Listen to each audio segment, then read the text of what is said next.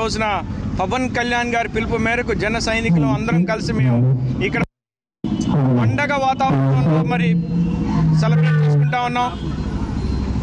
గత సంవత్సరం ఇదే రోజున మరి కూటమి ప్రభుత్వాన్ని ప్రజలు ఏర్పాటు చేశారు. మరి మంచి ప్రభుత్వం వచ్చి కరెక్ట్గా సంవత్సరం అయింది. మరి గత ప్రభుత్వం పీడ విరగడైంది.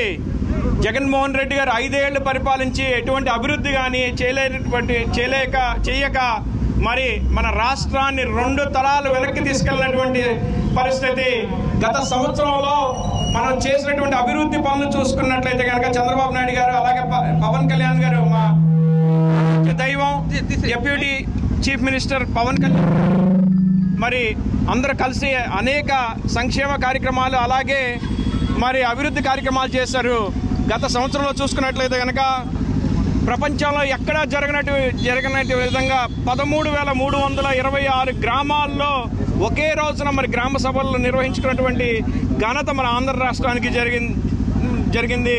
అలాగే దేశంలో ఎక్కడా లేని విధంగా 4,000 రూపాయలు మరి పెన్షన్ పథకం కింద మన ప్రభుత్వం విడుదల చేసింది. సూపర్ 6లోని అనేక ఆల్మోస్ట్ అన్నీ మరి నెరవేర్చుతూ ఉన్నాం. మనం జూన్ 12న మరి ప్రతి ఆడబిడ్డకి అలాగే 15,000, అలాగే ప్రతి బిడ్డకి మరి 12,000, అలాగే ప్రతి రైతుకి 20,000, అలాగే ఆగస్టు 15 నుంచి మనం చూసుకున్నట్లయితే కనుక ప్రతి మహిళకి ఫ్రీ ఆర్టీసీలో ఫ్రీ ప్రయాణం, ఉచిత ప్రయాణం.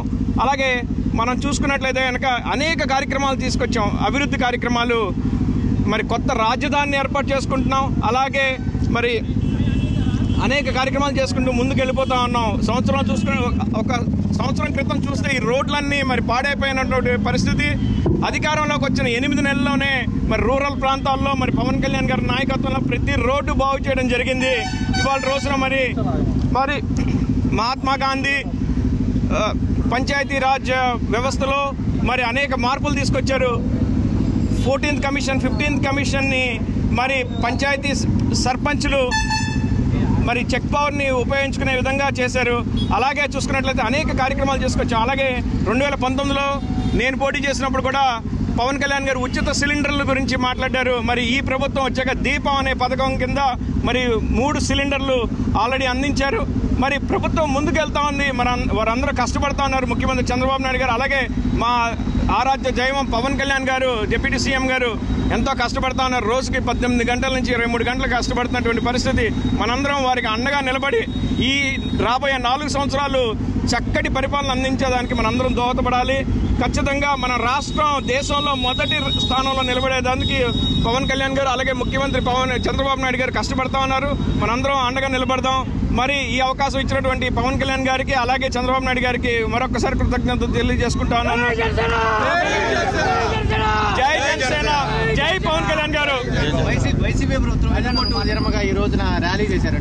వాళ్ళకు కూడా తెలియదు ఎందుకు చేశారు, ఎవరు వెన్నుపోటు చేసుకున్నారు వాళ్ళే తెలుసుకోవాలి.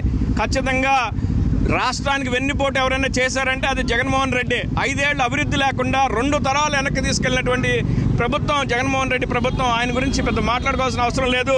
పవన్ కళ్యాణ్ గారు చెప్పినట్టుగా అధపాతాళానికి తొక్కుతున్నారు పవన్ కళ్యాణ్ గారు. అదేవిధంగా పోయిన సంవత్సరం ఇదే రోజు జూన్ 4వ తారీఖున మరి అధపాతాళం తొక్కారు.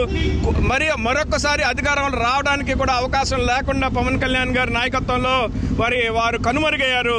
మనం అది గుర్తుపెట్టుకోవాలి. రాబోయే రోజుల్లో మరి అభివృద్ధి దశగా ప్రయాణించాల్సిందే తప్ప మరి వెనక్కి తీసుకెళ్లేటువంటి ప్రభుత్వాల గురించి కానీ ఆ నాయకుల గురించి కానీ మనం ఎక్కువ చర్చించాల్సిన అవసరం లేదని చెప్పి మరొకసారి విన్నవించుకుంటాం.